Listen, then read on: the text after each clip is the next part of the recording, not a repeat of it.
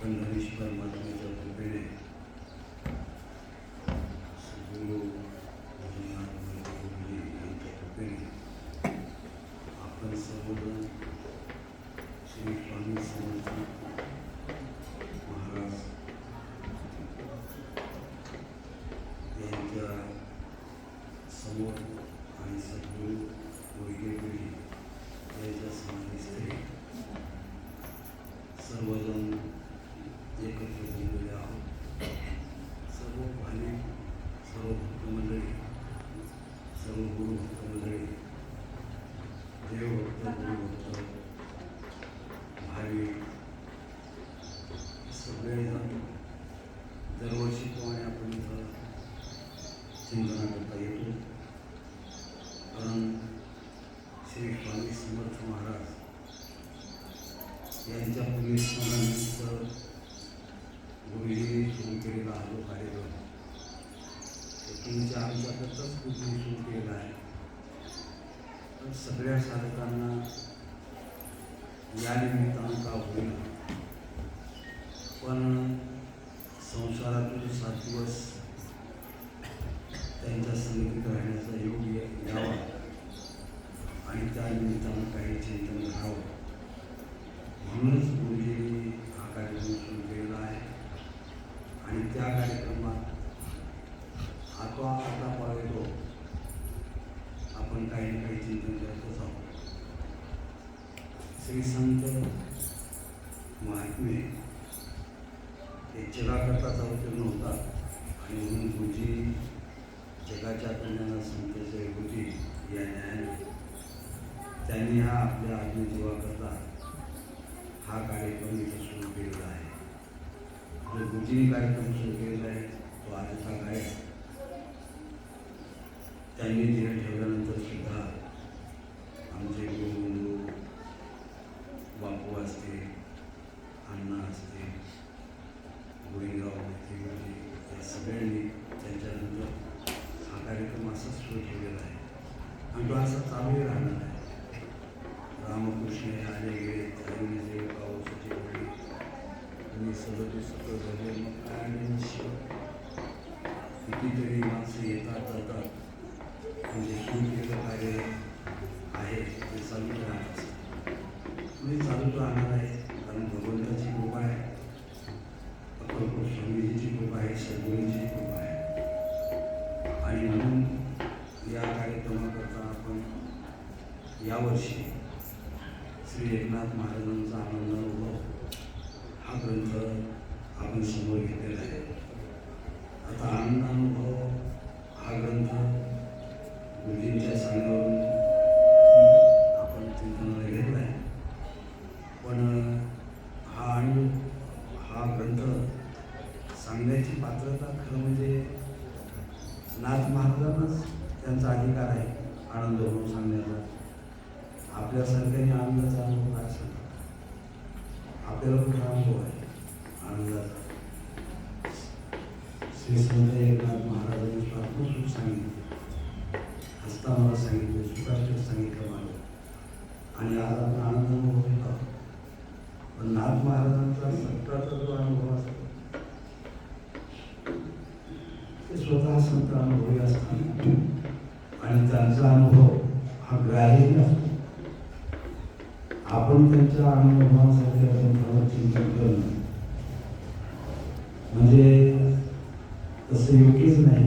पण तरी सुद्धा आपण चिंतन करत आहोत त्याचं कारण आहे की त्यांना जो अनुभव आलेला आहे त्या अनुभवाचा अनुवाद करायला काही हरकत नाही, आपण श्रवण करायला काही हरकत नाही, कारण श्रवण करण्याचा अधिकार सगळ्यांना आहे.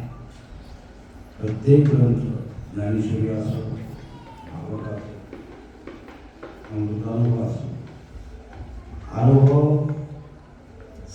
ज्यांना अनुभव आहे ते सांगणारे नाथ महाराज आहेत. आपल्याला अनुभव नाही, पण आपल्याला अनुभवाकडे वाटचाल करण्याची परवानगी तरी आपल्याला मनुष्य देहाला आहे. त्यामुळं मनुष्याला जर अधिकारच नसता तर एवढं वाङ्मय संतांनी निर्माणच केलं नसतं. मनुष्य देहाच्या सगळ्या जीवांना मुक्त होण्याचा अधिकार आहे, आनंद घेण्याचा अधिकार आहे. आणि हा अधिकार देवानीच आपल्याला या शरीरामध्ये दिलेला आहे. कारण हे शरीर नरशरीर आणि येण्याची शरीर आहे नशरे किंवा झाली शिवाकडे असं वर्णन असल्यामुळं याच शरीराच्या द्वारा मुक्त होता येतं. याच शरीराच्या द्वारा संतांचा अनुभव आपल्याला घेता येतो. संतांचा जो अनुभव असतो तो आपल्याकरता एक साधन होऊ शकतं. म्हणून आपण त्या साधनावर जर वाटचाल केली तर मोक्ष होऊन जर वाटचाल केली आपल्याला तो अनुभव येऊ शकतो. आणि म्हणून त्या अनुभवाचा अनुभवाचं श्रवण करायला आपल्याला काय हरकत नाही. नाथ महाराजांनी त्या कळवळ्यानेच आपल्याला दिलेलं आहे. कारण संतांजवळ अतिशय जिव्हाळा असतो. जगाकडे पाहिल्यानंतर त्यांना अतिशय दुःख होतं. त्यावेळी मुक्त असणारा जीव किती बंधनात पडलेला आहे. आणि म्हणून त्यांनी त्यांच्या काळामध्ये तर स्वतः सगळ्या लोकांना खूप चिंतन सांगितलं आहे. पण आता आमच्यासारखे संत म्हणजे गुरुजीसारखे संत पुन्हा होणं शक्य नाही. आणि मग मागं काहीतरी लोकांना त्यांचं काहीतरी राहिलं पाहिजे. आणि म्हणून त्यांनी ग्रंथ निर्मिती केली. आणि ग्रंथ निर्मिती करून आपलं जे तत्वज्ञान आहे, स्वतःचा जो अनुभव आहे, त्या अनुभव सांगण्याचा त्यांनी प्रयत्न केला. आणि तो त्यांनी प्रचित केला, ग्रंथामध्ये लिहून ठेवला. म्हणून आपल्याला ते वाङ्मय आज वाचायला तरी कमीत कमी मिळतं. आणि म्हणून आपण आज या ठिकाणी गुरुजींच्या स्वरूपाच्या समोर आपण इथं तो ग्रंथ चिंतनाकरता घेतला. पहिल्या सुरुवातीमध्ये श्री संतनाथ महाराज सांगत आहेत, श्री गुरुचं वर्णन करत आहेत. कारण प्रत्येक वेळेला आपण नेहमी चिंतन करतो की आपण स्तुती करायची असेल किंवा निंदाई जरी करायची असेल तर देवाची करावी,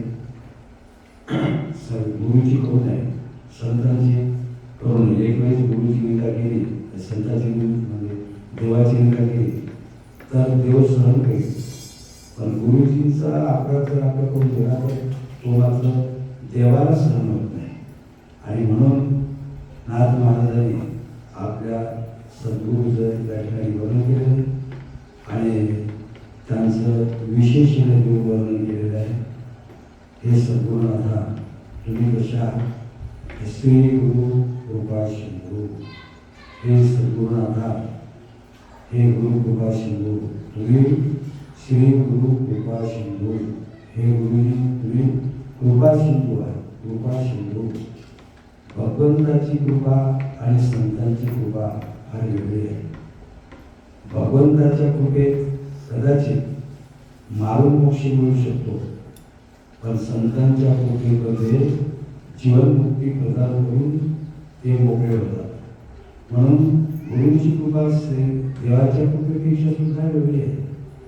म्हणून गुरु कृपा सिंधुनाथ महाराजांचे वर्णन करत आहे, हे सद्गुरुनाथा, हे सद्गुरुनाथा तुम्ही कृपा सिंधू आहात. श्री गुरुला दिलेले विशेष आहे.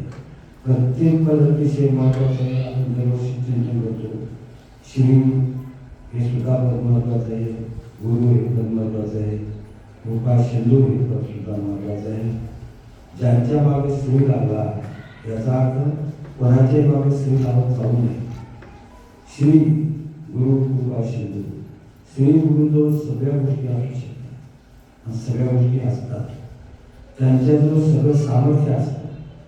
सामर्थ्याच्या बाबतीत त्यांच्याजवळ कशाचाही तुटवडा नाही आणि म्हणून श्रीचा सुद्धा तुटवडा नाही. म्हणून श्रीचा सुद्धा तुटवडा नसल्यामुळं नाथ महाराज म्हणतात की सद्गुरुनाथा तुमच्याजवळ जो जे मागेल तो ते देऊ. जे जे मागेल त्यांना तुम्ही ते देऊ शकता हे निश्चित आहे. आणि म्हणून महाराजांनी त्यांचा ऐश्वर्य संपन्न वर्णन करत असताना श्री हा शब्द वापरलेला आहे. ऐश्वर्य संपन्न वर्णन नाही, श्री गुरु. गुरुचं तत्व तुम्हाला माहीतच आहे. गुरु काय करतात? गुरुचं एकच काम आहे की अज्ञानातून सद्गुरू त्याला ज्ञानाकडे नेतात, त्याला ज्ञान देतात. म्हणूनच त्यांना गुरु हे नाव पडलेलं आहे. गुरु अंधकारा. गु या शब्दाचा अर्थ आहे अंधकारा आणि गुरु शब्दाचा अर्थ आहे तन्निवर्तका. त्याचा अर्थ काय? गु या शब्दाचा अर्थ आहे अंधकार आणि गु शब्दाचा आहे अंधकार निवृत्त करायचा. तत्निरोधा म्हणजे निवृत्ती करणारे असे आपल्याला पदामध्ये सांगत आहे. सद्गुरू हे जीवाचं अज्ञान घालवतात आणि ज्ञान देतात, ज्ञान देणारे. म्हणून त्यांना श्री गुरु असं म्हटलेलं आहे. पण त्यांना एक विशेष विशेषण दिले, कृपा सिंधू. संतांच्या सद्गुरूंना कृपा सिंधू म्हटलेलं आहे. कृपेच्या बाबतीत हे सिंधूसारखे आहे, समुद्रासारखे. त्यांच्या सिंधू याचा अर्थच असा आहे समुद्र. समुद्र किती मोठा असतो, हजारो नद्या समुद्रात आल्या तरी सुद्धा समुद्राचं पाणी वाढतही नाही. आणि उन्हाळ्यामध्ये समुद्रात एकही नदीचं पाणी नाही आलं तरी समुद्र कमी सुद्धा होत नाही.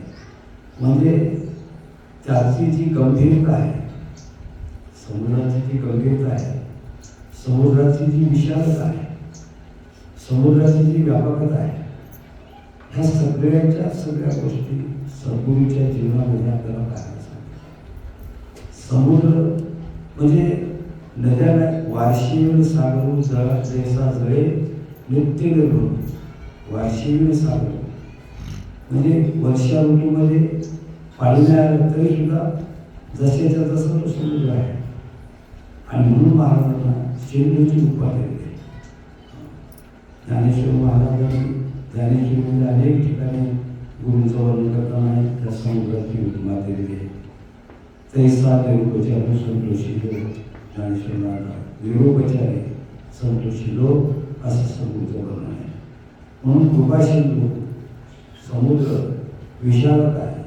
विशालता किती मोठे त्यांचा अंतर, समुद्राचं अंतर किती मोठे आहे.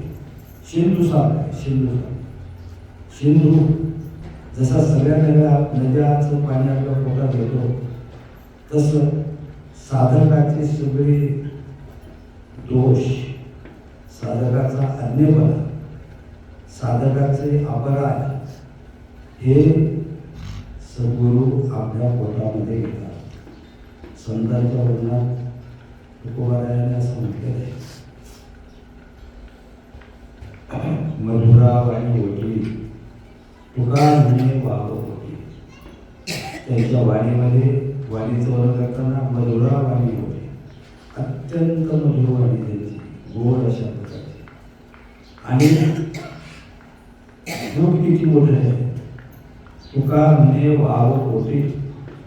त्यांचं जे हृदय आहे इतकं विशाल आहे की त्यांच्या त्या विशाल हृदयामध्ये सगळं तुम्ही आम्ही असणारे आपण दूषित आहोत. आपल्याकडे काय आहे माणूस, सगळ्या दोषानं परिपूर्ण भरलेले आपण आहोत. तुकाराम महाराजांचे शब्द बोलायचं, तुकाराम महाराज नव्हते त्याचे, पण आपल्यासाठी ते बोलले. अपराधांची ओळी मूर्ती. तुकाराम महाराज म्हणतात, देवा मी अपराधाची मूर्ती आहे. तुकाराम महाराज म्हणतात, कधी कधी मी त्रिवाच्या कधी परी तुवा पूजा सत्य मज करावेस होते. नाही चित्तशुद्धी स्थिर पायापाशी होती. अपराधांचा केलो तुका म्हणे कायम करो. अशा प्रकारचा पती आपलं जीवन पतित आहे, पापी आहोत आपण. अनंत पाप आपल्याकडून घडलेले आहेत, कळत न कळत जाणीवपूर्वक काही आपण पाप आपल्याकडून घडतात या शरीराकडून.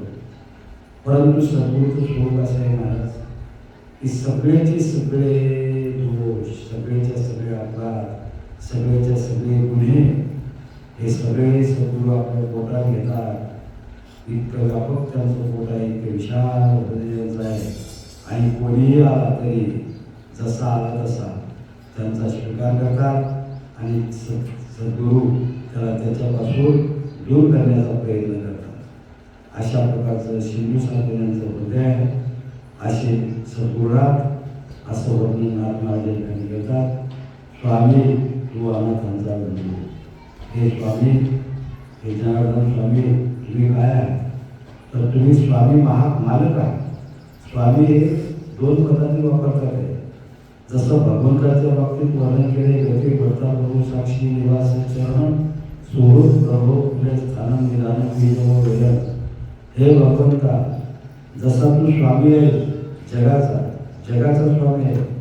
उत्पत्ती प्रलय हे सगळं तुझ्या हातात आहे देवा, सगळं तुझ्या हातात आहे. म्हणून तू या जगाचा स्वामी आहेस. हे सद्गुरुनाथा जसे तुम्ही स्वामी आहात. स्वामी आहात तुम्ही, जगाचे स्वामी आहात, अद्वैताचे स्वामी आहात, भक्ताचे स्वामी आहात, सगळ्यांचे स्वामी आहात तुम्ही. आणि अनाथाच्या बाबतीत तुम्ही अनाथाचे बंधू आहात. जो अनाथ आहे, ज्याला कोणी नाही, ज्याला मागं पुढं कोण नाही, अनाथ अशा प्रकारचं अज्ञानानं आपण अनाथ झालेलो आहोत. कोण आहे आपल्याला? अशा ज्याला कोणी नाही त्याला अनाथ म्हणतात. काय आपल्याला सगळे आहे पण तरी सुद्धा आपण अनाथच आहोत. कारण अनाथ का म्हटलेलं आहे याचं कारण आहे की आपल्याला खरं आहे संसार समुद्रात लोटणारी सगळे आहे. संसार समुद्रातून मुक्त करणार कोण आहे? कोण नाही महाराज. आणि संसार समुद्रातून बाहेर काढणारे, या दैवेशा मायेच्या पलीकडे नेणारे, नदीत पडलेल्याला नदीतून बाहेर काढणारे असे तुम्ही अनाथाचे बंधू आहात. आता कृपा करून सांग स्वयंभू म्हणून जेवणी लागला. अशा प्रकारचं तो साधक नाथ महाराज या साधकाच्या दृष्टीने वर्णन करत आहेत. आता सांगताय, हे सद्गुरुनाथा तुम्ही आमच्यावर कृपा करा. आणि म्हणून त्यांच्या चरणाला नाथ महाराज लागले. साधक हो, शिष्य हो, तशाच प्रकारचं या ठिकाणी वर्णन केलं आहे. इतर शिष्य प्रश्न करीत ब्रह्म कैसे म्हणून कुसती, तरी माझे कुसणे नव्हे आनंद मूर्ती, मी का कैसे तैसे कुसू. इतर शिष्य प्रश्न करीत ब्रह्म कैसे म्हणून कुसती. वास्तविक पाहता हा ग्रंथ केवळ मुमुक्षु लोकांचा आहे. कारण जगामध्ये जे काही लोक आहेत प्रकारचे तुका मेहनी केलेले आहेत.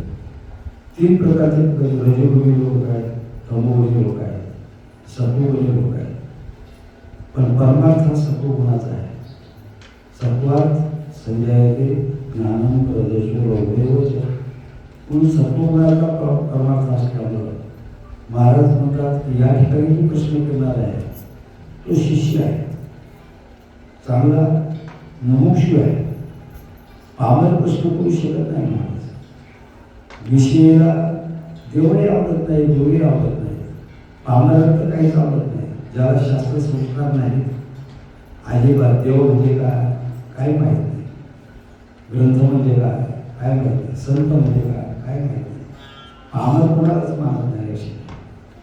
पण जो विषय आहे त्याला दुःख झालं की तो देवाची आठवण करतो थोडीफार, त्याचाही हा विषय नाही. पण इथं आत्मा म्हणतात की जो जिज्ञासू आहे, जिज्ञासू तो जाणाव्या लागी भजे, भगवंताला जाणण्याकरता जो भजन करतो अशा प्रकारचा जो आहे तो जिज्ञासू, अशा प्रकारचा जिज्ञासू प्रश्न करत असतो. इथं महाराजांनी या ठिकाणी शिष्याची भूमिका घेऊन असं वर्णन केलं. इतर शिष्य प्रश्न करीत. हे सद्गुरुनाथा, प्रत्येक शिष्य सद्गुरूकडे गेल्यानंतर प्रश्न करत असतो, प्रश्न करतो. इतर शिष्य प्रश्न करतील, त्यांना जे पाहिजे त्याचा प्रश्न करतात. सहसा मुमुक्षू हे देवाशिवाय आणि आपल्या कल्याणाशिवाय दुसरा काही विषयाचा विचार करत नाही. म्हणून जो भक्त आहे, जो देवाचा भक्त आहे किंवा सद्गुरूचा भक्त आहे किंवा जो शिष्य आहे, तो सद्गुरूला प्रश्न करत असतो. इतर शिष्य प्रश्न करतील, पण काय प्रश्न करतील? ब्रह्म कैसे म्हणून पुसते. महाराज यावेळी म्हणतात की ब्रह्म कसं आहे, अशा प्रकारचे बाकीचे शिष्य प्रश्न करतात नाही. कारण हे अलौकिक आहे, अद्वितीय आहे. कारण सामान्य ग्रंथातला किंवा सामान्य व्यवहारातला अशा प्रकारचा प्रश्न नाही. व्यवहारामध्ये माणसं काहीही विचारतात.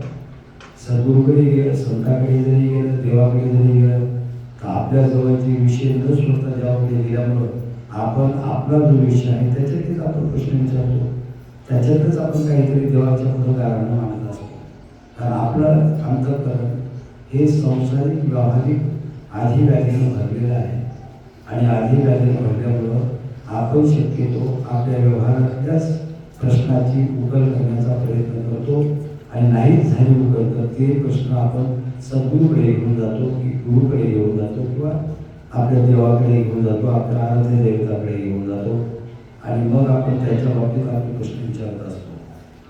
पण महाराज या ठिकाणी नाथ महाराज आहेत, शिष्याची भूमिका त्यांनी स्वीकारलेली आहे आणि अशा प्रकारचे एक उत्तम शिष्य उत्तम गुरुला, अधिकारी गुरुला काय प्रश्न करत असतात असेच प्रश्न नाथ महाराज या ठिकाणी आपल्यासमोर मांडले. इतर शिष्य प्रश्न करतील, ब्रह्म कैसे म्हणून पुसतील, ब्रह्म कसं आहे अशा प्रकारचं ते इतर शिष्य विचारतात. महाराज प्रश्न करायचा सुद्धा कळायला पाहिजे. माणसाला काही वेळेला असं होतं की काय प्रश्न करावा हेच कळत नाही, प्रश्नच काय करावा हे कळत नाही, कुठला प्रश्न करावा, कोणत्या बाबतीत प्रश्न करावा, प्रश्न कधी करावा हेही कळत नाही माणसाला. गुरुजींची अवस्था काय आहे, त्या कोणत्या अवस्थेत आहे सध्या ते, असा आपण पाहिलं पाहिजे. नाहीतर त्यांच्या अंतःकरणात काहीतरी जर एखादी निश्चय बसलेले असतील तर नाही, आपण एक प्रसन्न असताना, सद्गुरू प्रसन्न असताना त्यांना आपण प्रश्न केले पाहिजे. पण माणसाला कळत नाही त्यांच्या शरीराच्या बद्दल. शरीर जरी त्यांचं ते स्वतः मानत नसले तर शरीराचे धर्माचे सुख दुःख प्रारब्ध ठेवल्याने त्यांना सुद्धा होत असतात. ते जरी त्याच्या अत्यंत यानं मानत नसले तरी पण शरीराचे सुख दुःख आणि अशा सुखदुःखात किंवा दुःखामध्ये असताना त्यांच्याकडे आपण जाऊन प्रश्न जाऊन विचारायचा म्हणजे आपली चुकीचं काम आहे. त्यांची वेळ काळ सुद्धा आपण पाहिली पाहिजे.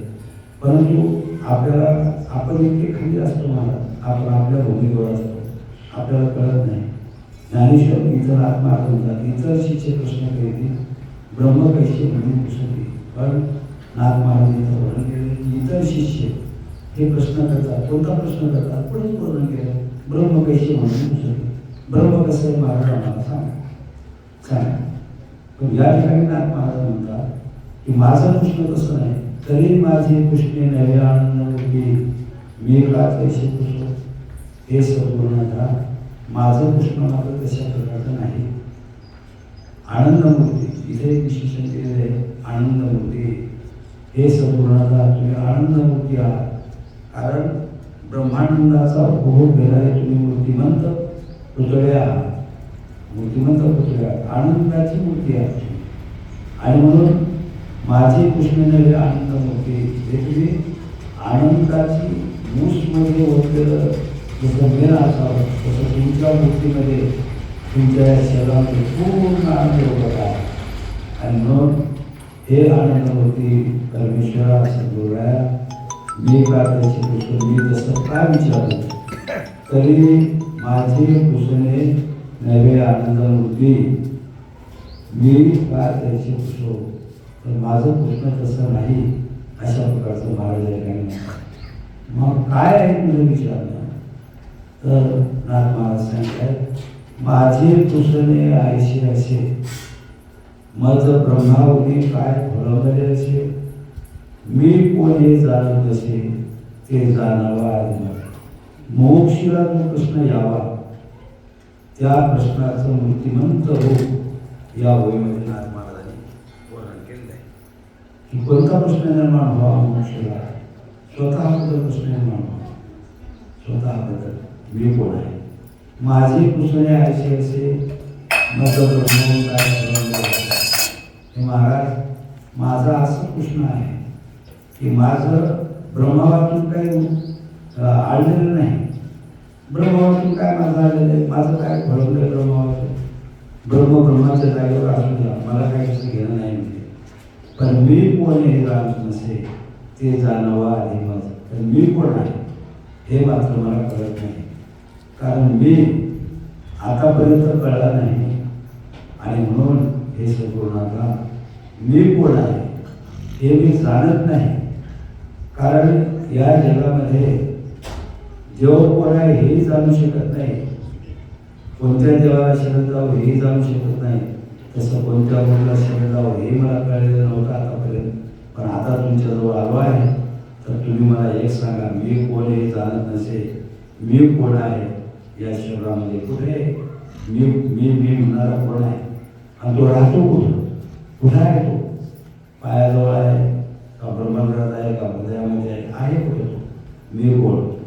याच्यातला मी कोण आहे हे मला कळत नाही. आणि म्हणून त्या मीच मला ज्ञान करून द्या अगोदर अशा प्रकारचं नाथ महाराज या ठिकाणी म्हणतो. तुम्ही ब्रह्म दावाल कृपेने परिते देखावे कोणी. मी देखावे तरी आपणा ते नेणे मी कोण म्हणून. तुम्ही ब्रह्म दावा कृपेने कदाचित तुम्ही कृपा करा आणि ब्रह्म दावा, पण ते ब्रह्म मला पाहता येणार नाही. जसं अर्जुनानं भगवंताला प्रश्न केला, भगवान मला तुम्ही काय करा, विश्वरूप दाखवा. भगवंताने विश्वरूप दाखवलं. मदनुग्रहाय परम गुह्य मध्यात्म संज्ञितम येत्वयोक्तम होते स्थिर मौर्य विगतो मम. की माझ्यावरच्या प्रेमामुळे भगवान माझ्यावर अनुग्रह करा. मदनुग्रह आहे, मद अनुग्रह आहे. माझ्यावर अनुग्रह करा आणि मला तुमचं विश्वरूप दाखवा. भगवंताला भान राहिलं नाही. भगवंताने विश्वरूप प्रकट केलं. भगवंताने विश्वरूप प्रकट केलं तर अर्जुनाला ते पाहता आलं नाही. अर्जुनाचे डोळे उठून गेले. अर्जुन पाहू शकला नाही. अशा प्रकारची परिस्थिती अर्जुनाची झाली. म्हणून देवा तुम्ही जसं अर्जुनाला विश्वरूप दाखवलं पण अर्जुन पाहू शकला नाही, तसं तुम्ही मलाही ब्रह्म दाखवा. तुम्ही ब्रह्म दाखवा कृपेने तुमच्या स्वतंत्र सत्तेमध्ये, तुमच्या स्वतंत्र कृपेने, शक्तिपात कृपेने तुमच्या मला तुम्ही ब्रह्म दाखवा. पण ते देखावे कोणी म्हणजे परी पाहावं. तुम्ही शक्तिपात करा, ब्रह्माचा अनुभव आणून द्या एका क्षणामध्ये. जसं त्या जयपाल राजाला रीती वेगळे पावाल पूर्ण दिघाव मुकुंदराज स्वामीने त्यांना लगेच ब्रह्म दाखवण्यात हात एक थापड मारली किंवा डोक्यावर हात ठेवला आणि ब्रह्म दाखवलं. पण त्याच्यानंतर थोडा वेळ तो समाधीत राहिला ब्रह्मावस्थेमध्ये. आणि पुन्हा त्यांनी त्याची शक्ती काढून घेतल्यानंतर पुन्हा ब्रह्मस्वरूपाचं त्याला काही अनुभव राहिला नाही. तसं देवा माझी अवस्था होईल. तुम्ही जर कृपेला ब्रह्म दाखवलं परिते देखावे कोणी. तुम्ही कृपा करा मला ब्रह्म दाखवला. पण मी देखावे तरी आपणातील मी पाहावं हे ब्रह्मस्वरूप. पण मी मला स्वतःला जाणत नाही ना. आपणातील मी कोण आहे हे मी जाणत नाही. आपणातील मी कोण म्हणून मी कोण आहे हे मी जाणत नाही. मी कोण आहे मला माहीत नाही. आणि नुसतं तुम्ही ब्रह्म जर कृपेने दाखवलं तर मग त्याचा काय उपयोग होणार आहे. ते माझ्या अंतःकरणात त्याचा स्थायी भाव राहणार नाही. आणि या ब्रह्मस्वरूपाचा जर स्थायी भाव आपल्या अंतःकरणात दृढ व्हावा असं जर वाटत असेल तर सद्गुरुनाथा मला कृपेने ब्रह्म दाखवू नका, तर मी कोण आहे हे मला दाखवा.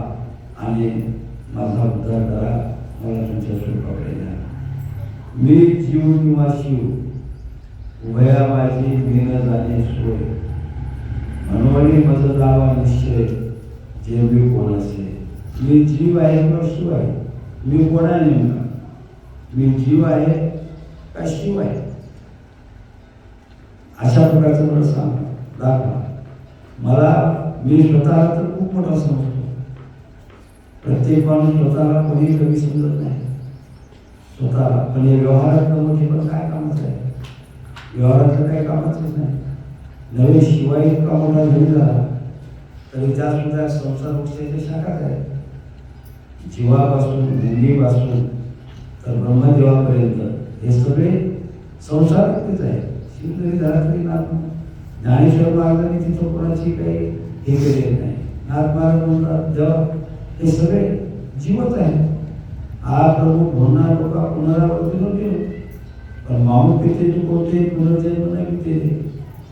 देवा तुम्हीच असं वर्णन करताय की ब्रह्मदेव जरी झाला तरी त्याला सुद्धा पुनरावृत्ती आहे. आणि म्हणून मला काय करायचं त्याच्यावर? मग मला सांगा मी कोण आहे? मी जीव आहे किंवा मी शिव आहे? उभया माझी मी न जाणे सोय. या दोघांमध्ये मला कळत नाही मी कोण आहे. मी न जाणे, मी जाणत नाही तेव्हा मी कोण आहे ते. म्हणून मला जाणवा, हे मला जाणून द्या. मनोमनी मज दावा निश्चय जे मी कोण असेल. पण मला माझ्या अंतःकरणामध्ये अशा प्रकारचा निश्चय झाला पाहिजे. सगळ्यात महत्त्वाचं कारण निश्चय. मनोनी मज दावा निश्चय जे मी कोण असेल. माझ्या मनामध्ये माझा निश्चय की मी कोण आहे अशी निश्चयाची भूमिका तयार झाली पाहिजे. अशा प्रकारचं मला निश्चयानं मला मी जीव आहे किंवा शिव आहे अशा प्रकारचं मला दाखवा. अशा प्रकारचा नाथ महाराज या ठिकाणी म्हणतोय. म्हणून मज आधी जाणवा, मज मी पडलिया धावा, मीच देखना जरिया हवा, तर मग ब्रह्मपुष्पे काय असे. मनोवली मजला आधी जाणवा. मनोवली सद्गुणांना मी कोण आहे अगोदर याचं ज्ञान करून मला द्या. जाणवा याची जाणीव करून मला द्या की मी कोण आहे. मी शरीर आहे का मी इंद्रिय आहे का मी मन आहे का मी बुद्धी आहे का मी चित्त आहे का मी अहंकार आहे. या दशेंद्रियापैकी याच्यातला मी कोण आहे. स्थूल सूक्ष्म कारण जे आहेत का महाकारण जे आहेत का त्याच्यातला नेमका मी कोण आहे. अशा प्रकारचं मला म्हणून मजला आधी जाणवा. म्हणून मला अगोदर जाणीव करून द्या. मज मी पडल्या धावा. आणि तुम्ही जर मला जाणवून दिलं, तुम्ही जर त्याचं यथार्थ ज्ञान मला प्राप्त करून दिलं आणि मग मला जर खऱ्या प्रकारचं माझ्या स्वरूपाचं म्हणजे माझ्या मीच जर मला ज्ञान झालं तर मज मी पडल्या धावा. माझ्यातला मी कोण आहे. माझ्यातला माझ्या या शरीरातला शरीर माझं समजतो मी, पण या शरीराला मी समजतो. मी कधी कधी मी समजतो, कधी कधी मी समजतो.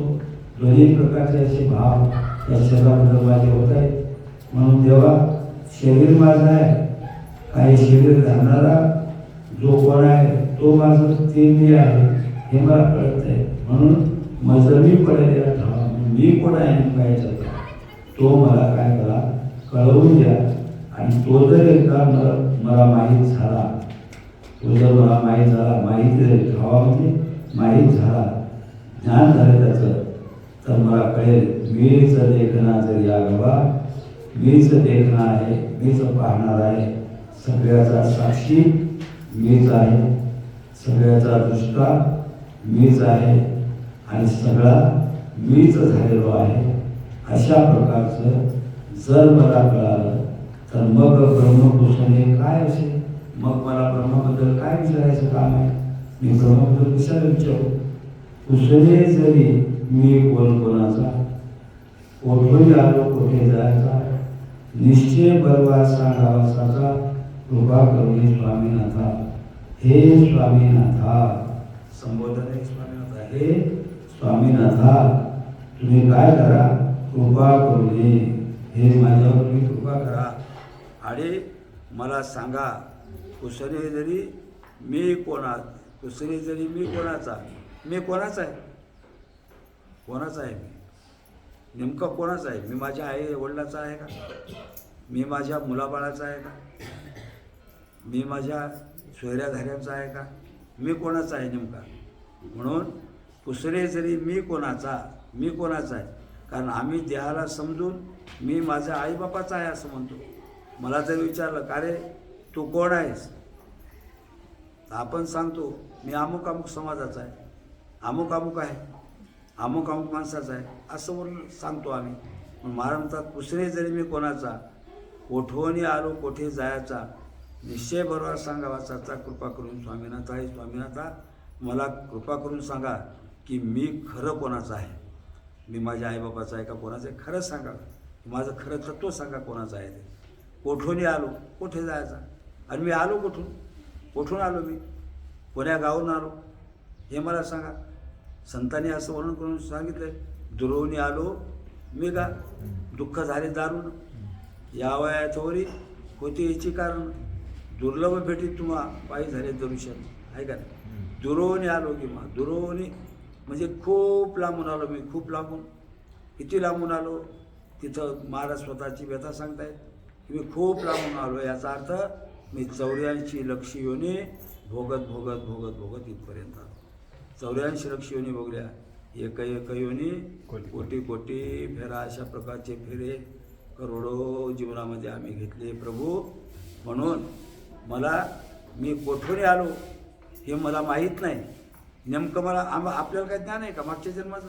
अहो काल काय भाजी खाली आपल्याला माहीत कळत नाही, विसरून जातो आपण. उद्या काय करायचं आहे आपलं काही ठरलेलं नाही, आणखी काय करायचं ते, आणि आपल्या हातीत बी नाही उद्या काय करायचं आहे का काय व्हायचं ते. उद्या जे व्हायचं ते होणारच आहे. कालचं आपण सांगू शकतो, काल आम्ही रोपल्यात होतो सांगू शकतो, पण आता उद्या कुठे जायचं काय सांगता येते? नाही सांगता येत. म्हणून नाथ महाराज म्हणतात की कोठूनही आलो, मी आलो कोठून हेही माहीत नाही, आणि कुठे जायचं हे आमचं ठरलेलं नाही. तसं आम्ही काय ठरवू शकतो, जीव काय ठरवू शकतो? कुठे जायचं हेही माहीत नाही. पण तेव्हा तुमच्याजवळ आलो हे माहीत नसल्यामुळं हेच माहीत करून घेण्याकरता तुमच्याकडे आलो. मी कोण आहे हे मला माहीत नाही, कोठून आलो हे माहीत नाही, कुठं जायचं आहे हे माहीत नाही, मी कोणाचा आहे हे माहीत नाही, मी कोण आहे हेही माहीत नाही. आणि म्हणून निश्चय बरवा सांगावासाचा कृपा करून स्वामीनाथा, हे स्वामीनाथा मला कृपा करून मला निश्चय सांगा, सगळं सांगा, आणि सत्यरूपानं सद्रूपत्वानं मला सांगा की मी हे सगळं चिंतन मला तुम्ही सांगा. असं सद्गुरूच्या ठिकाणी हा शिष्य नाथ महाराज शिष्याच्या एक भूमिका घेऊन हे आपल्या सद्गुरूला विनंती करत आहेत. तव श्री गुरु म्हणे भला भला, त्वा बरवा प्रश्न केला, ऐसा नाही कोणी देखिला प्रश्न करणारा. त्यावेळेला श्री गुरु म्हणाले वा, शाबासकी दिली जाणार, वा वा, भला भला भला भला, वा वा, छान, सुंदर, चांगलं आहे. अशा प्रकारचं श्री गुरुच्या मुखातून शब्द आले. श्री गुरु म्हणे भला भला, त्वा बरवा प्रश्न केला. अरे हा प्रश्न केला तू फार चांगलं केलेलं आहे, फार चांगला प्रश्न केलेला आहे. अशा प्रकारचा बरवा प्रश्न केला. बरवा म्हणजे चांगला प्रश्न केला, आणि प्रश्न हा चांगला करावा, चांगलाच करावा. म्हणजे आपल्याला कमीत कमी परमेश्वराच्या मार्गावर चालणारा प्रश्न असावा, किंवा परमेश्वराची प्राप्ती कशी होईल असा प्रश्न असावा, किंवा परमात्म्याचा अभ्यास कसा करावा असा प्रश्न असावा. म्हणून महाराज म्हणतात या ठिकाणी की वा वा, खूप प्रश्न तू चांगला केला आहे, बरवा प्रश्न केलेला आहे. ऐसा नाही कोणी देखील प्रश्न करणारा. नाथ महाराज त्याचे कौतुक करतात स्वामी की ऐसा नाही कोणीला प्रश्न करणारा. असा प्रश्न करणारा म्हणले कोणी सापडत नाही सहसा. गुरुजी आपल्याला नेहमी म्हणायचे, आठवते मला, अरे मी आहे तोपर्यंत प्रश्न विचारत जा, काय तुमच्या शंका असतील त्या विचारत जा.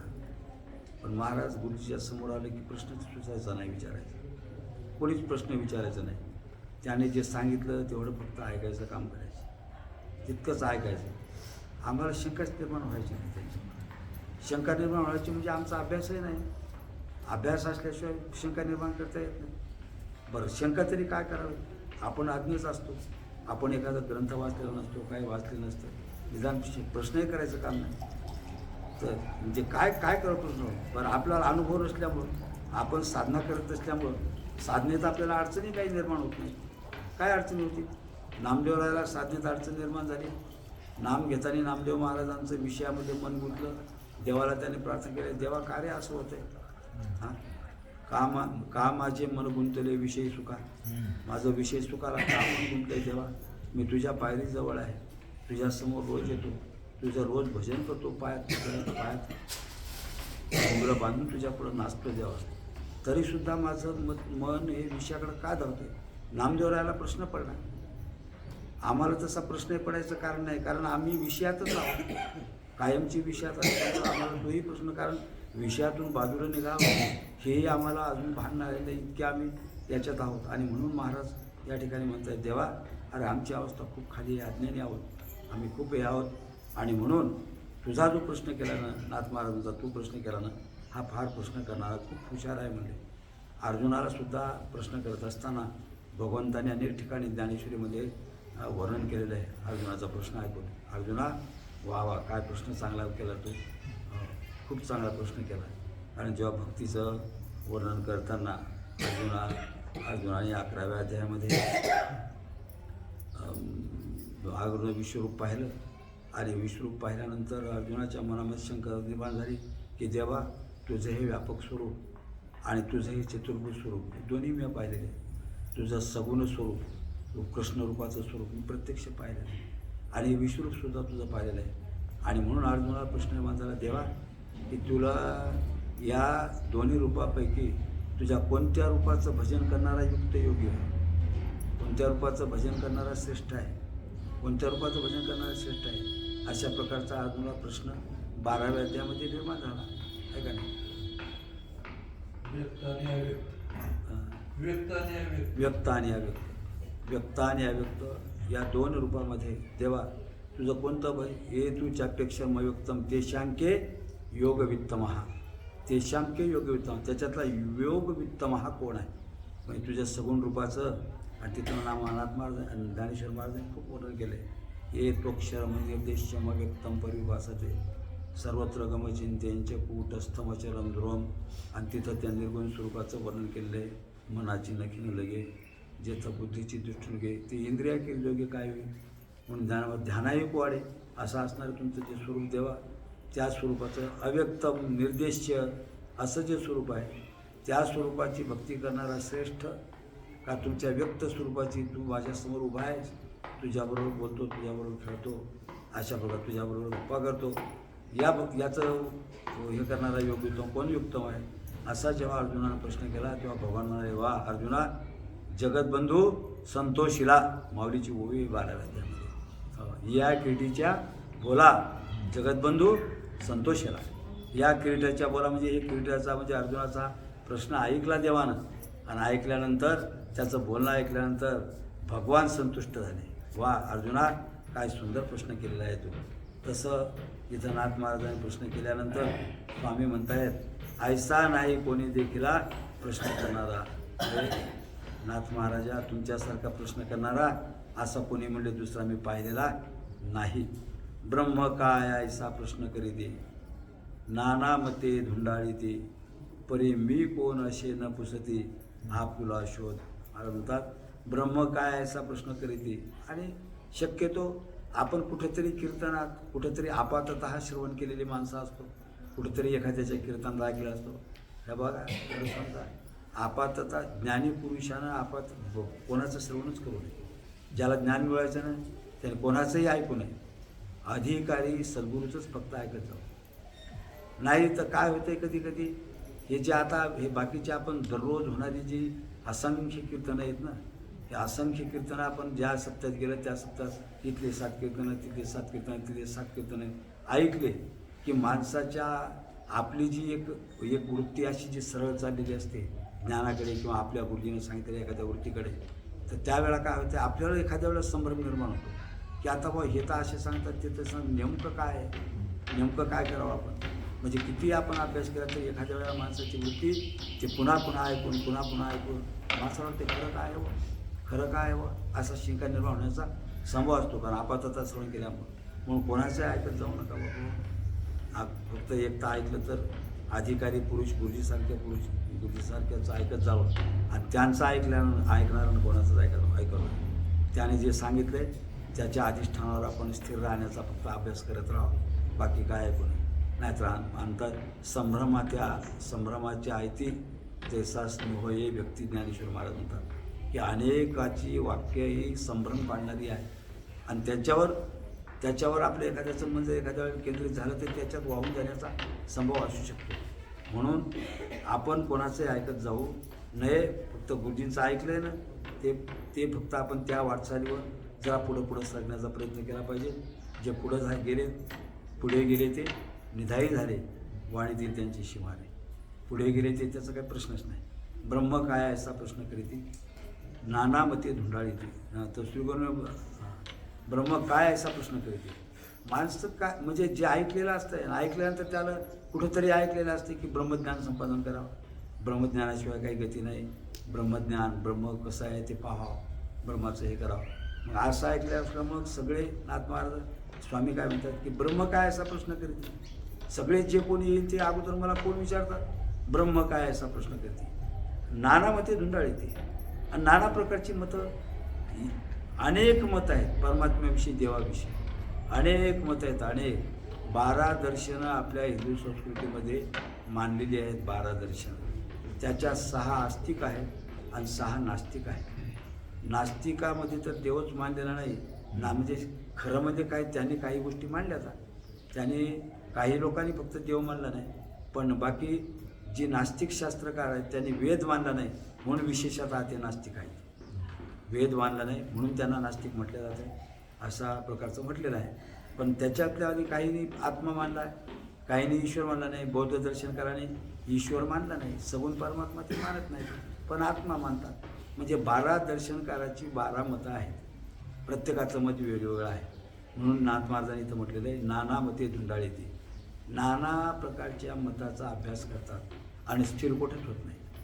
म्हणजे स्थिर का होत नाही, कारण 12 मतं जर ऐकली तर नेमकं काय कळायला मार्गच नाही ना. म्हणजे आपण नेमकं कुठे स्थिर व्हावं हे कळत नाही. कारण हे खरं आहे का ते खरं आहे का ते खरं आहे. जगाच्या बाबतीत 12 दर्शनकाराची 12 मतं आहेत, उत्पत्तीच्या बाबतीत 12 दर्शनकाराची 12 मतं आहेत, त्याच्या परिणामाची 12 दर्शनकाराची 12 मतं आहेत. अशा प्रकारचं परमात्म्याविषयी, देवाविषयी 12 मतं आहेत. मग असं असताना हे नानामध्ये नाना प्रकारच्या मताचं काय करतात, हे धुंडाळा घेतात, म्हणजे धांडोळा घेतात, पाहतात, वाचतात, करतात. पण ही मतं आहेत ना, ही मतं माणसाला मतांतरे ही नाना मते पुढे असं तुकाराम महाराजांचं एक प्रमाण आहे की काय या नाना मताने जर गेलं तर माणूस शक्यता गुणण्याचा संभव आहे, वर करण्याचा संभव कमी. अशा प्रकारचं नाथ महाराज तुम्ही तुकोबाराने म्हटलेले. म्हणून तुकाराम महाराजांनी म्हटलंय अभंगामध्ये, बाबा तुम्ही अत्यंत श्रद्धावान माणसं आहात, तुम्ही अत्यंत भावभक्ती करणारे आहात, तर तुम्ही काय करा, तार्किकाचा टाका संग पांडुरंग स्मरा हो. तार्किकाचं होऊ नका, तार्किक होऊ नका, लक्षात घ्या. आणि तार्किक जर झाला तर त्याला ज्ञान होणं अतिशय कठीण आहे. म्हणून सगळ्या मताची याचा अर्थ की नानामध्ये धुंडाळती, पण त्याच्यामध्ये फुटून बसतात, पण मी कोण असे न पुसती.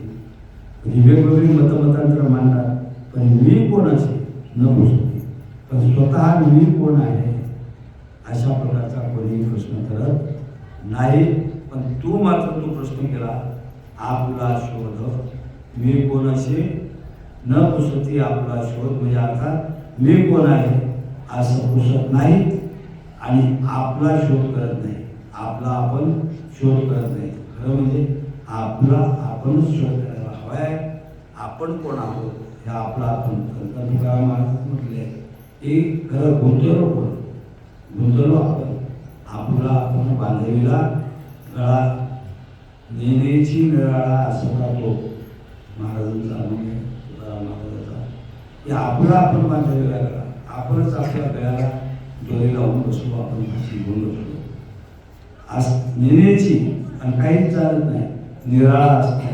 वास्तविक आत्मा शरीरावर अत्यंत अलिप्त आहे.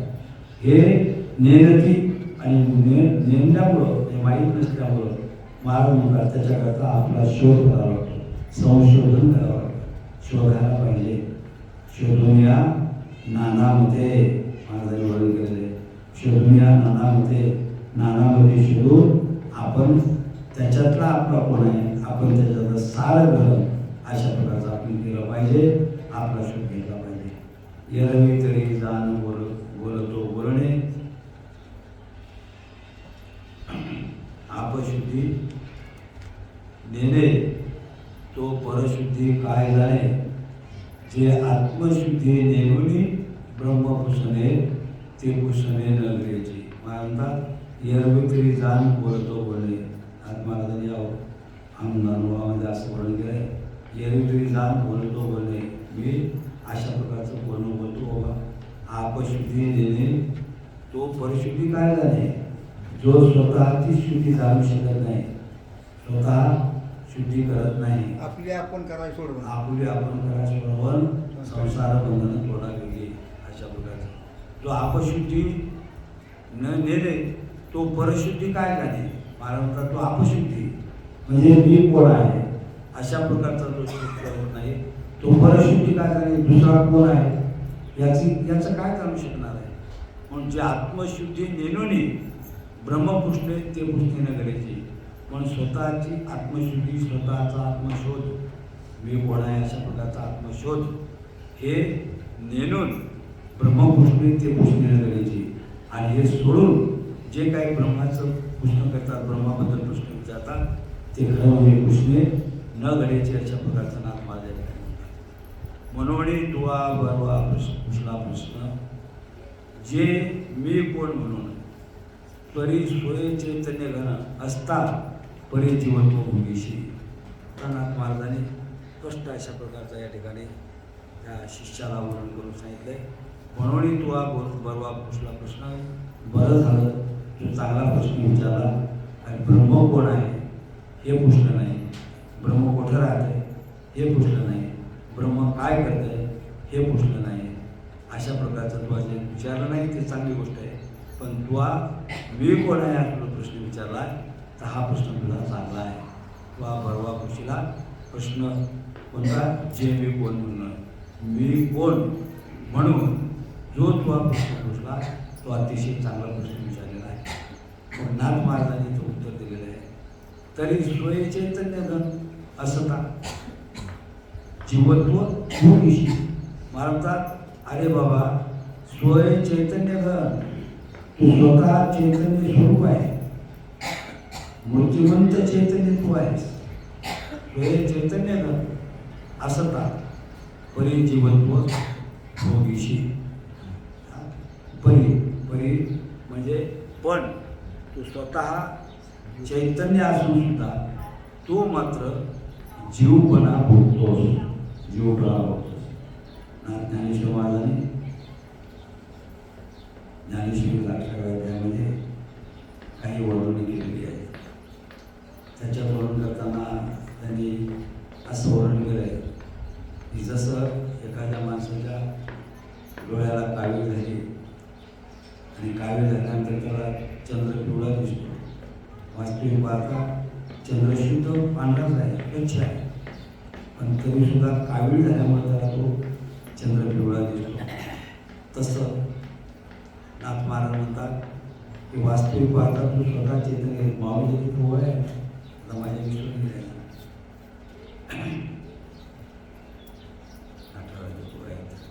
तसं तू स्वय चैतन्य घन आहेस. स्वयात चैतन्य पूर्ण असताना, तो पूर्ण स्वरूप तुझा असताना परी, पण परी म्हटलं की मागच्या सगळ्या तत्वज्ञानावर काय होतं, मागचं सगळं पुढे राहते, सगळं पुढे राहते. कारण मागचं कितीही बोला, पण म्हटलं की मागचं त्याच्याकडे सगळं, मागचं काहीच शिल्लक राहिलं नाही अशा प्रकारे. आणि म्हणून मला तात्पर्य जीवत्व भोगीशी. पण बाबा पूर्ण स्वरूप असताना सुद्धा मात्र जीवन तो अशा प्रकारे तो भोगायला लागला. कशामुळे भोगायला लागला? ज्ञानेश्वर महाराज म्हणतात, भावना जे भाविले, ज्या भावने अशिजे, त्याच भावने जे पडजे, तरी त्याची होईल ध्यानी. आता नाथमा खाली येऊन सांगायला लागले आपल्याला, भावना जे भाविले, ज्या भावनेशी आपल्या अंतःकरणामध्ये एक भावना नावाचा एक असं अंतःकरणाचा धर्म आहे, मनाचा धर्म आहे. इथे नाना प्रकारच्या भावना धारण करतात, अनेक भावना, अनेक वासना, अनेक इच्छा. अंतःकरण चतुष्टयामध्ये, त्या मनामध्ये, अंतःकरणामध्ये अनेक प्रकारच्या इच्छा निर्माण होतात, अनेक प्रकारच्या भावना, चांगल्या होतील, वाईट होतील, काही भावना निर्माण होतात. पण भावना जे भाविले, महाराज म्हणतात, पण शुद्ध भावना जर असेल तर त्या शुद्ध भावनेसारखं फळ मिळतं. अशुद्ध भावना असेल तर त्या अशुद्ध भावनेसारखं फळ मिळतं. ज्ञानेश्वर महाराजांनी त्याच्याकडे, तुकाराम महाराजांनी त्याच्याकरताच एका अभंगात म्हटले. तुकाराम महाराज म्हणतात,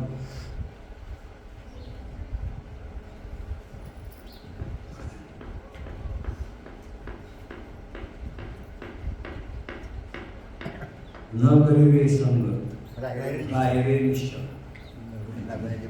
लागून येते मळगोमध्ये. न करीवे संग राहिरे निश्चय. न करीवे संग, संग म्हणजे हा, या भावनेचा संग, अनेक भावना. संग, आत कोणता संग आहे? अंतःकरणात काय आहे? मनबुद्धीमध्ये काय आहे? सगळा परमार्थ मनबुद्धीवर अवलंबून आहे. मनामध्ये काय आहे? मनामध्ये कोणती भावना आहे? शुद्ध भावना, अशुद्ध भावना. ज्ञानेश्वर महाराजांनी इथं तर नाथ महाराज म्हणतात, भावना जे भाविले, ज्या भावने अशिजे, आपल्या अंतःकरणात जशी भावना असेल तशाच प्रकारचं आपल्या क्रिया होतात. कारण आतलंच बाहेर उमटत असतं, आतलं बाहेर उमटतं. जर ज्ञानी असेल तर ज्ञानाच्या अंतःकरणातलं त्याच्या मुखावाटे, त्याच्या डोळ्यावाटे, त्याच्या सगळ्या क्रियेमध्ये सगळं ते ज्ञानी पुरुषासारखं उमटत असतं. ज्ञानेश्वर महाराजांनी त्याच्याकरता फार सुंदर त्याला वर्णन केलं. ज्ञानेश्वर महाराज म्हणतात की ज्याच्या हृदयामध्ये ज्ञान झालेलं आहे, ज्याच्या हृदयामध्ये ऐक्यत्वाची प्रतीती आलेली आहे, हृदयेचे ज्ञाने देही उमदती चिन्हे, ते सांगू आवडाने श्लोक ऐक. ज्ञानेश्वर म्हणतात, हृदयामध्ये जर एखाद्याच्या ज्ञान झालं असेल तर त्या ज्ञानाचा परिपाक म्हणून त्याच्या सगळ्या क्रिया, त्याच्या सगळं जीवन त्या ज्ञानाच्या भूमिकेवर चालत असतं. तसा तो वागत असतो. त्याच्याकरता काही श्लोक आहेत, अमानित्वम, अदम्भित्वम, अहिंसा, शांती, आर्जवम. हे हा जो श्लोक आहे ते पुढे श्लोक. हे जीवनात, हे जीवन तो तसं करत असतो. तो खरा ज्ञानी आहे ना, तो अमानित्वम, अदम्भित्वम, अहिंसा, शांती, आर्जवम, शौचम महाराज म्हणतात. हे अशा प्रकारचं अत्यंत त्याची जी चिन्ह त्याच्या अंगावर उमटत असतात. भावना जे भाविजे, ज्या भावना असेल, जशी भावना असेल तशाच प्रकारचं त्याचं जीवन चालत असतं. हे शरीर तसं चालत असतं. ते ज्ञान हृदय प्रतिष्ठे, ते ज्ञान हृदय प्रतिष्ठे, शांतीचा अमृत आहे. मग प्रगती होत जातं नाही का? म्हणजे जशी जी भावना असेल तशाच प्रकारचं त्याचं जीवन घडत असतं, त्यांचं जीवन चालत असतं पुढं अशा प्रकारचं. आणि म्हणून मानतात, आणि त्याच भावने देह पडते तरी त्याची होईल देहांती.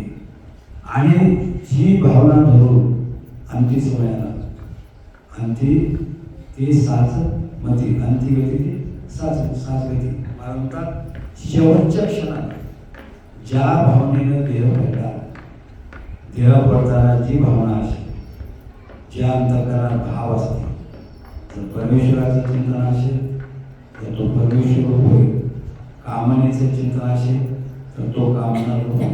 अशा प्रकारचा जीव म्हणून जन्म नाही, त्याच्या देहाला तो प्राप्त होईल अशा प्रकारचा. कारण महाराजांचं असं म्हणणं आहे ना, त्याच भावने देह पडले तरी त्याची होईल जी होईल देहात ती देहाच्या आधी तोच होईल अशा प्रकारचा. म्हणून कमीत कमी आपल्याला मृत्यूच्या समयाला चांगली वासना निर्माण व्हावी. वासनेमध्ये सुद्धा प्रकार आहे, प्रत्येकात दोन्ही द्विधा आहे. एक चांगली वासना आहे, एक वाईट वासना आहे, योग्य वासना अयोग्य वासना. इच्छा चांगली थोडा त्याच्यात फरक काय पहा, पण आधी किंचित सूक्ष्म असे फरक आहेत त्याच्यात थोडे. ज्ञानेश्वर महाराजांनी त्याचं 13व्या अध्यायात वर्णन केले. अहंकारात, इच्छेत किती फरक आहे, अतिशय सूक्ष्म फरक आहे थोडा इच्छेमध्ये. आणि इच्छा वाढावी ते वेळ तो हा फुटावा 7 बोल. महाराज म्हणतात फुटावा तो 7 बोल. फुका म्हणे बोल झाकेल ती पावे. महाराज तुकाराम महाराजांनी पंचभूताचे संपर्क संधी पंचभूताचा गोंधळ या अभंगाचं शेवटचं चरण त्याच्यात महाराजांनी हे वर्णन केले. अरे बाबा हे असंही हो फुटावा तो फुटावा, इच्छा वाढावी ते वेळ. इच्छा ही माणसाला बंधनात पाडणारी कोण आहे? अहंकार आपलं बंधनात पाडणार आहे, इच्छा आपल्याला बंधनात पाडणारी आहे, वासना आपल्याला बंधनात पाडणार आहे, अशुभ वासना आपल्याला बंधनात पाडणारी आहे. आणि काय वेळेवर निर्माण होईल हे त्याच्या चिंतनानुसार आहे. जसं चिंतन असेल तशा प्रकारचं त्याचा देह करू शकतो. म्हणून महाराजांनी इथं वर्णन केलेले, जर ज्या भावनेनं आपला देह पडला आणि देहांतीच्या वेळेला देहाचा अंत होत असताना जी भावना आपल्या हृदयामध्ये असेल, चिंतनामध्ये असेल, त्याच्यात जे चिंता असेल तसंच देहाच्या नंतर त्याला ती गती प्राप्त होते.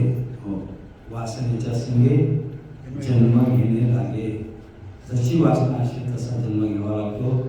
जळ भरत राजा हरिणी गर्भिणी गेला घाला तो हाताला वासनेने. महाराज जळ भरत राजासारखा तपस्वी त्यांनी मागच्या जन्मात सुद्धा 2 जन्मामध्ये तपस्या केली होती, अनंत जन्म तपस्या केली होती. पण त्या जन्मामध्ये आल्यानंतर त्याला सुद्धा हरणाच्या पिढ्याचं त्याला मोह निर्माण झाला. गंगेला स्नानावर गेल्यानंतर तिकडून वाघानं आरोळी ठोकल्यानंतर त्या हरणीनं उडी मारली आणि तिच्या गर्भात असणारा जो गर्भ तो पाण्यात पडला. आणि नेमका महाराज आंघोळ करत असताना त्यांच्या समोर ते आलं. ते पाहिल्यानंतर त्याने ते हरिण आपल्या जवळ घेतलं आणि काठावर घेतलं, आंघोळ केली, गंगेचं स्नान केलं आणि आपल्या कुटीत गेला. कुटीत गेल्यानंतर त्या हरणाच्या ह्याच्यामध्ये झोपीला लागला. लहान हरणे त्याला काय पाजावं, कसं जगवावं, काय करायचं प्रयत्न त्याच्याकरता. आणि याचे प्रयत्न करता महाराज त्या हरणाचीच त्याला चिंतन लागून राहिलं. स्वतःच्या तपस्येला विसरला, आपलं पुण्य विसरला. एक माया मोहामुळं, हरणाच्या मायेनं त्या मोहामुळं तो तिथं ग्रस्त झाला.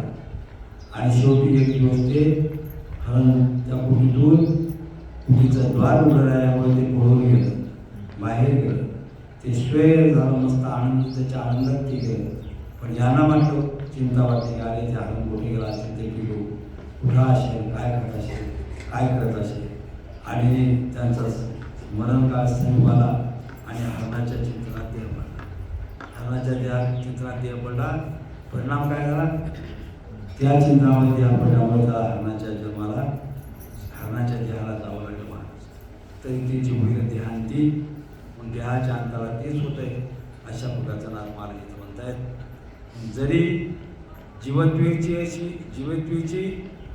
जीवदेह पडे त्याची देहांती येणे, ब्रह्मभावने देह पडे तरी ब्रह्मजीवने ठाके. आणि म्हणून जे चिंतन करत आपण देह सोडू किंवा देह पडेल, जीवत्वेची जीवदेह पडे, जीवपणा धरून, जीवत्वेची अर्थात जीवपणा धरून जर जीवाचा देह पडला, जीवाचा देह नसतो होणारच आहे. एक दिवसाला मरण आहेच. मरण कोणाला चुकले? कोणालाच मरण चुकलेलं नाही. या देहाची जी मरणावस्था आहे ती एक दिवस येणारच आहे.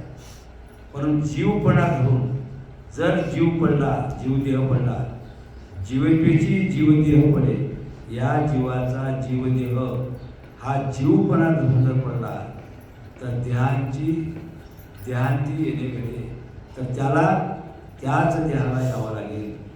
ब्रह्मभावने देह पडे तरी ब्रह्मची होणे ठाके.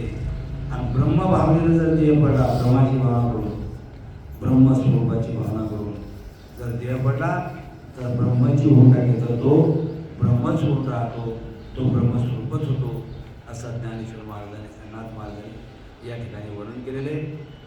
त्याच्याकरता पुढची ओळखीच घातलेले, यद भावना तद भविष्यती आयशे श्रुती स्मृती बोलती, अंतकाळे भावना उरे तेची होती, यदर्थी गीता प्रमाण. आणि इथं वर्णन करून सांगितले नाथ महाराजांनी सांगताना एक स्मृतीचं एक वचन दिलं आहे. गीता एक स्मृती ग्रंथ आहे आणि या गीतेचं वर्णन केलेलं आहे. गीतार्थी गीता प्रमाण, यद भावना तद भविष्यती, जशी भावना असेल तसंच भविष्यामध्ये होणार आहे. आयशी श्रुती स्मृती बोलती, अशा प्रकारचं श्रुतीसुद्धा बोलते आणि स्मृतीसुद्धा बोलते. अशा प्रकारचं नाथ महाराजांनी या ठिकाणी वर्णन केलेलं आहे. अशा अनेक प्रकारची वर्णन वेदामध्ये सुद्धा आहेत. अंतक म्हणून महाराज म्हणतात यदर्थी गीता प्रमाण, आणि याच्याविषयी गीता प्रमाण आहे असं वर्णन केलं आहे. आणि त्याच्यात गीतेचा श्लोक एक दिलेला आहे, अंतकालेचे मामेव स्मरणोक्त्वा कलेवरम इति स्मृते. हे अंतकाळी एकवटोनी अंतःकरण, जो देह टाकी माझे धरुणी स्मरण, तो मदभावे होय मीची आपण, यदर्थी संशय नाही. अंतकाळीचे मामेव स्मरणोक्त्वा कलेवरम यः प्रयाति तेजन्य सयाति परमांगती. भगवान 8व्या अध्यायामध्ये वर्णन करतात. गीतेमध्ये अर्जुनाला सांगत असताना अर्जुना, अंतकाळाच्या वेळेला माझं स्मरण करून जो येत होतो तो माझ्याच ठिकाणी पाहतो. तो एक पटुनीची क्षणी अनुसरणे माझ्या वाणी, त्याच्या चिंतवणी मजची मीची गती. अशी नाथ महाराज म्हणतात, ज्ञानेश्वर महाराज म्हणतात की एक पटुनीची क्षणी अनुसरणे माझ्या वाणी. इथे एक पटून सर्व भावानी जे मला एक पटून अशा प्रकारचं शरण येत आहेत आणि असं चिंतन करून माझ्याच ठिकाणी स्मरण करून ते ठेवतात, ते म्हणजे शेवटी माझ्या स्वरूपाला प्राप्त होतात. अंतकाळी एकवटुनी अंतःकरण, जो देह टाकी माझे धरुणी स्मरण, जो माझं स्मरण करून देह टाकतो, माझं स्मरण करून देह टाकतो. मला म्हणतात तो मदभावे होय मीची आपण, हे जर ते संशय आहे. तो मदभावे, माझा भाव धरून त्यांनी शरीर त्याग केल्यामुळं ते मीची आपण, तो मदस्वरूप प्राप्त होतो. ज्ञानेश्वर महाराजांनी अंतकाळीचे मामेवयाचं 8व्या अध्यायात बोलत असताना 8व्या अध्यायात प्रत्येकाचं वेगवेगळं सांगितलं. भक्ताचं वेगळं, योग्याचं वेगळं, सोम साधना करणाऱ्याचं वेगळं, ओम साधनाचं करण्याचं वेगळं, हठयोगी साधन करणाऱ्याचं वेगळं, पर्यायकायचं कथम नेयोशी देतात मभी. महाराजांनी तिथं वर्णन केलं 8व्या अध्यायामध्ये की प्रयाण कालाच्या वेळेला देवा तुझी भक्ती करणारा जो साधक आहे किंवा तुझी वेगवेगळी भक्ती करणारा जो साधक आहे त्याला कोणती गती होते तेव्हा मला सांग, असा अर्जुनाने जेव्हा तिथं प्रश्न विचारलेला आहे. तेव्हा 8व्यामध्ये असताना विस्तृत अशा प्रकारचं वर्णन केलेलं आहे. अरे बाबा, जो हठयोगी आहे त्याला कोणती गती मिळते, भक्ताला कोणती गती मिळते, राजयोगी आहे त्याला कोणती गती मिळते, स्वयोगी आहे त्याला कोणती गती मिळते, ओमचं स्मरण करून देव टाकण्याला कोणती गती होते, सगळं वर्णन त्या ज्ञानेश्वरीमध्ये खूप विस्तारपूर्वक आलेलं आहे. अर्थ त्याचा एकच आहे की जो माझं स्मरण करून माझी भावना करून जो देश होतो तो मदभावे होय मीची आपण, याचा ती संशय नाही. तो मीच होतो, माझं स्मरण करून जो देश होतो तो मीच होतो. अशा प्रकारचं या ठिकाणी नाथ महाराजांनी वर्णन केलेलं आहे. बाकीचा आपण विषय